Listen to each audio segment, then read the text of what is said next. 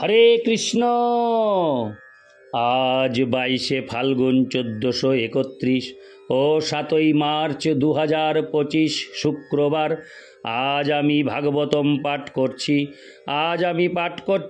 ভাগবতমের, হরে কৃষ্ণ, ভাগবতমের চতুর্থ স্কন্ধ প্রথম ভাগ সপ্তম অধ্যায় দক্ষের যজ্ঞ অনুষ্ঠানের শ্লোক 11 থেকে 17।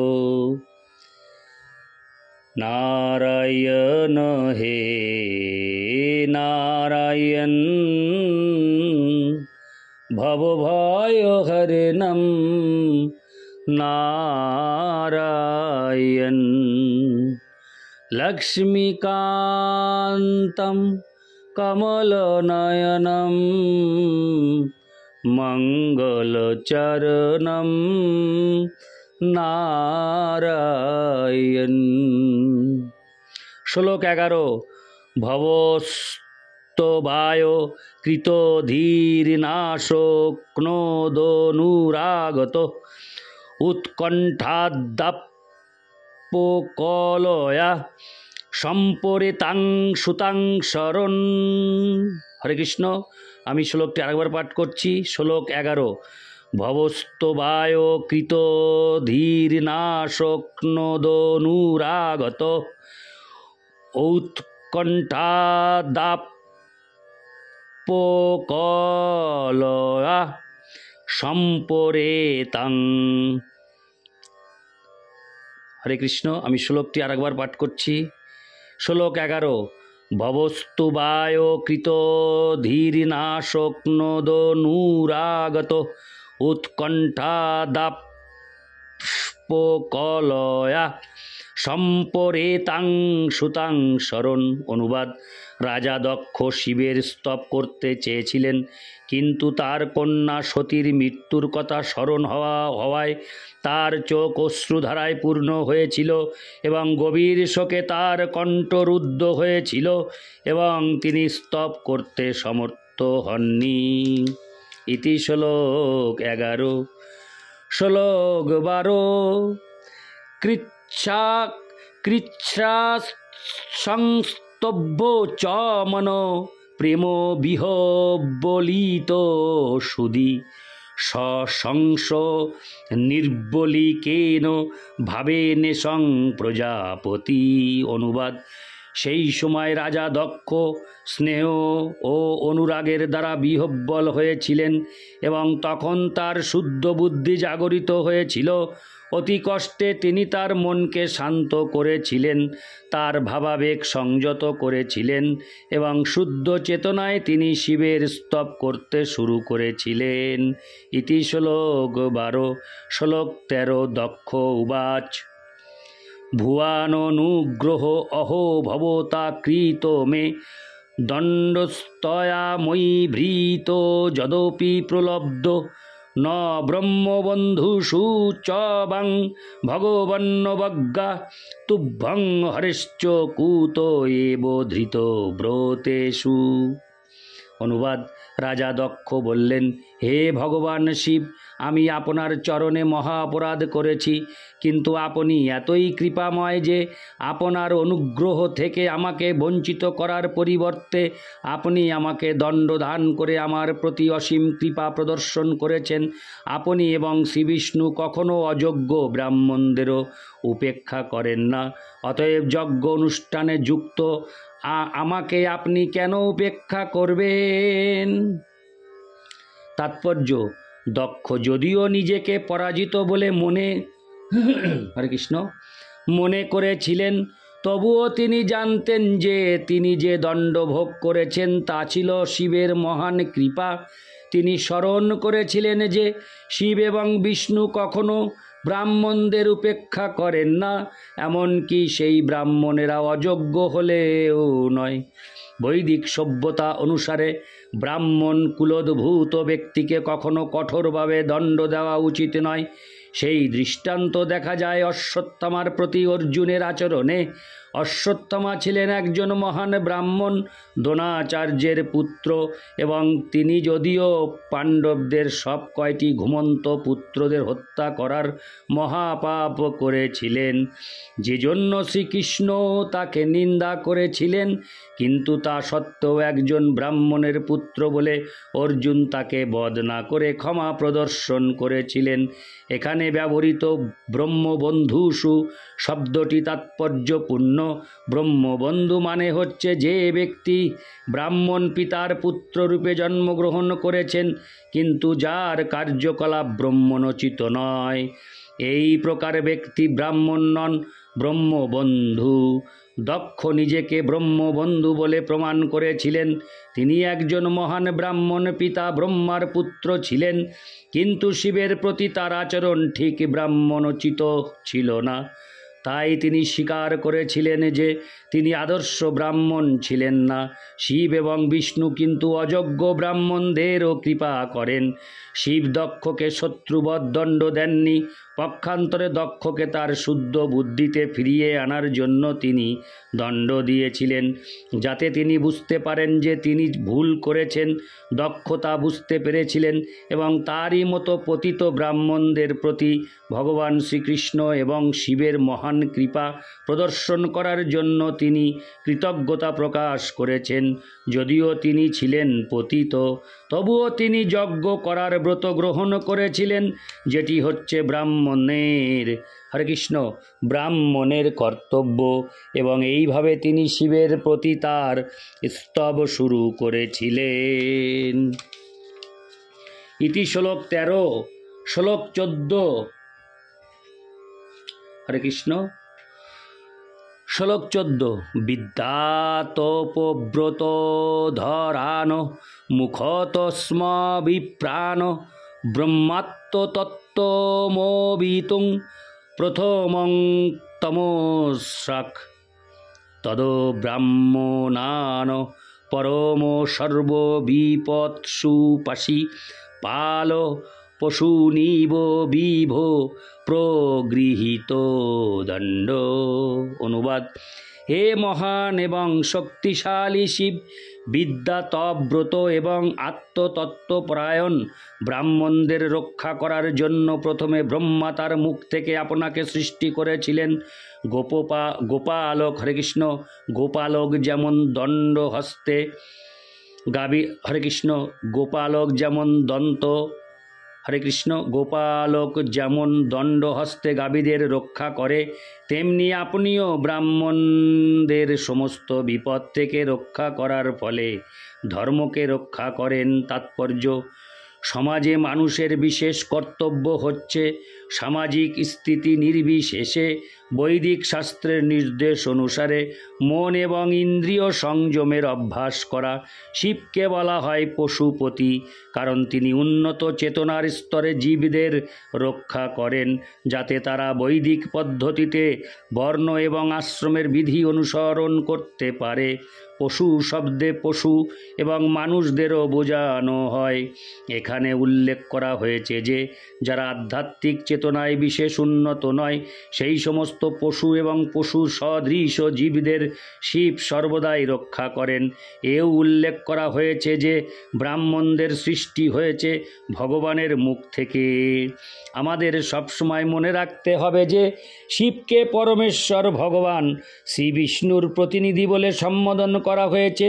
বৈদিক শাস্ত্রে বর্ণনা করা হয়েছে যে, হরে কৃষ্ণ, বৈদিক শাস্ত্রে বর্ণনা করা হয়েছে যে ব্রাহ্মণেরা বিষ্ণুর, হরে কৃষ্ণ, ব্রাহ্মণেরা বিষ্ণুর বিরাট রূপের মুখ থেকে জন্মগ্রহণ করেছেন।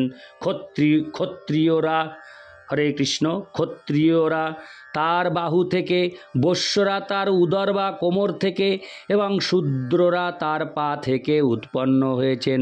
শরীরের মধ্যে মস্তক হচ্ছে সবচাইতে গুরুত্বপূর্ণ। বিষ্ণুর পূজার উদ্দেশ্যে দান গ্রহণ করার জন্য এবং বৈদিক জ্ঞান বিতরণ করার জন্য পরমেশ্বর ভগবানের মুখ থেকে ব্রাহ্মণেরা উৎপন্ন হয়েছেন। শিব পশুপতি নামে পরিচিত, কারণ তিনি ব্রাহ্মণ এবং অন্যান্য জীবদের রক্ষাকর্তা। তিনি তিনি অব্রাহ্মণ বা আত্ম উপলব্ধির বিরোধী সংস্কৃতিহীন মানুষদের আক্রমণ থেকে তাদের রক্ষা করেন।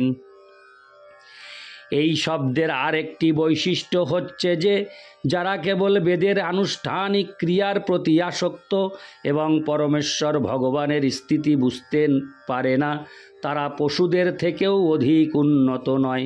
শ্রীমদ্ ভাগবতের শুরুতে প্রতিপন্ন হয়েছে যে কেউ যদি বৈদিক কর্মের অনুষ্ঠান করা সত্ত্বেও কৃষ্ণ চেতনার বিকাশ না করে, তাহলে তার সেই সমস্ত প্রচেষ্টা কেবল সময়ের অপচয় মাত্র। শিবের দক্ষ যজ্ঞ পণ্ড করার উদ্দেশ্য ছিল দক্ষকে দণ্ড দেওয়া, কারণ তিনি শিবকে উপেক্ষা করে মহা অপরাধ করেছিলেন। শিবের এই দণ্ড ঠিক হরে কৃষ্ণ, শিবের এই দণ্ড ঠিক রাখাল বালকের পশুদের ভয় দেখাবার জন্য হাতে লঘুর রাখার মতো। সাধারণত বলা হয় যে পশুদের রক্ষা করতে হলে দণ্ডের প্রয়োজন, কারণ পশুরা যুক্তিতর্ক বোঝে না। যতক্ষণ লাঠি না থাকবে ততক্ষণ তারা আজ্ঞা পালন করবে না। পাশবিক বৃত্তি সম্পন্ন মানুষদের জন্য বল প্রয়োগের আবশ্যকতা হয়, কিন্তু যারা উন্নত চেতনা সম্পন্ন তাদের যুক্তিতর্ক এবং শাস্ত্রীয় প্রমাণের দ্বারা বোঝানো যায়। যে সমস্ত মানুষেরা ভগবত ভক্তি বা কৃষ্ণ চেতনায় উন্নতি সাধন না করে কেবল বৈদিক অনুষ্ঠানের প্রতি আসক্ত, তারা প্রায় পশু সদৃশ এবং তাদের রক্ষা করার ভার শিবের উপর। তাই তিনি কখনো কখনো তাদের দণ্ড দেন, ঠিক যেভাবে তিনি দক্ষকে দণ্ড দিয়েছিলেন। ইতি শ্লোক 14। শ্লোক 15। যহ সৌময়া বিদিত তত্ত্বদৃশা সবায়াং ক্ষিপ্ত দুরুক্তি বিশিখৈর্বীর গণ্যজ্য। হরে কৃষ্ণ। আমি শ্লোকটা আবার প্রথম থেকে পাঠ করছি। শ্লোক 15। যোহ সৌময়া বিদিত তত্ত্বদৃশা সবায়াং ক্ষিপ্ত দুরুক্তি বিশিখৈর্বীর গণজ্য তন্মাম। হরে কৃষ্ণ। তন্নাম অর্বাক পতন্ত মর্হত্ত মন্নিন্দ আপাদ দৃষ্টার্দ্রয়া ভগবান সকৃতেন তুষ্যেত।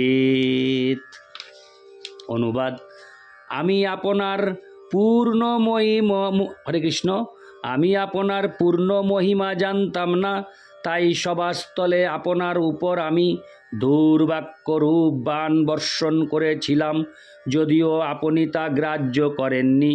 আপনার মতো পরম পূজ্য ব্যক্তিকে অবজ্ঞা করার ফলে আমি নরকে অধঃপতিত হতে যাচ্ছিলাম, কিন্তু আপনি কৃপাপূর্বক আমাকে দণ্ড দান করে রক্ষা করেছেন।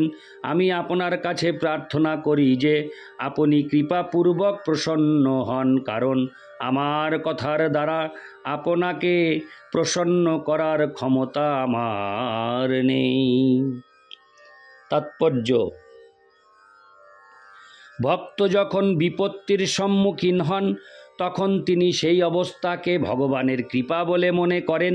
প্রকৃতপক্ষে দক্ষ শিবের প্রতি যেরকম অপমানজনক বাক্য প্রয়োগ করেছিলেন তা তাকে অন্তহীন নরকে নিক্ষিপ্ত করার পক্ষে যথেষ্ট ছিল, কিন্তু তার প্রতি দয়ালু হওয়ার ফলে শিব তার অপরাধ মোচনের জন্য তাকে দণ্ড দান করেছিলেন।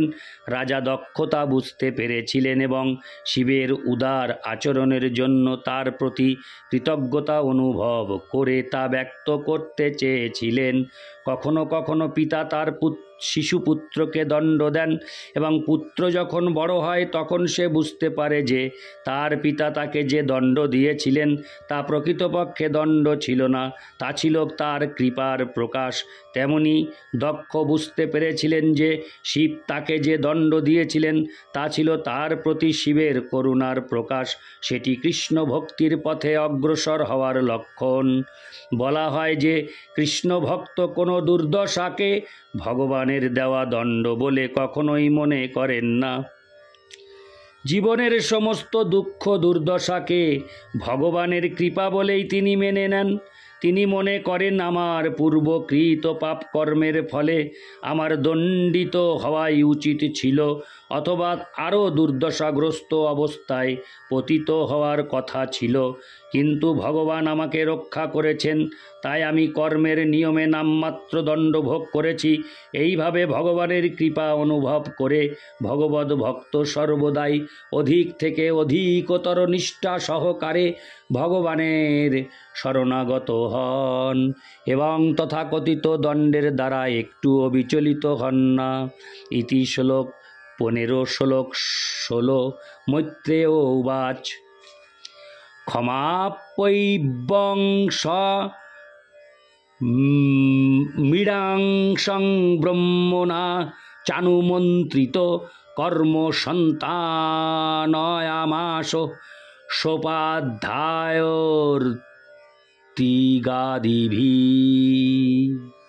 অনুবাদ: মহর্ষি মৈত্রেয় বললেন, এইভাবে শিব দক্ষকে ক্ষমা করলেন এবং রাজা দক্ষ ব্রহ্মার আজ্ঞায় উপাধ্যায় হরে কৃষ্ণ এবং রাজা দক্ষ ব্রহ্মার আজ্ঞায় উপাধ্যায় ও ঋত্বিকগণ সহ পুনরায় যজ্ঞকার্য আরম্ভ করলেন। ইতি শ্লোক 16 শ্লোক 17। বৈষ্ণবং যজ্ঞ সন্তত্তৈ ত্রিকপালং দ্বিজোত্তমা পুরোডাংশ নিরবপন বীর সংসর্গ শুদ্ধয়ে।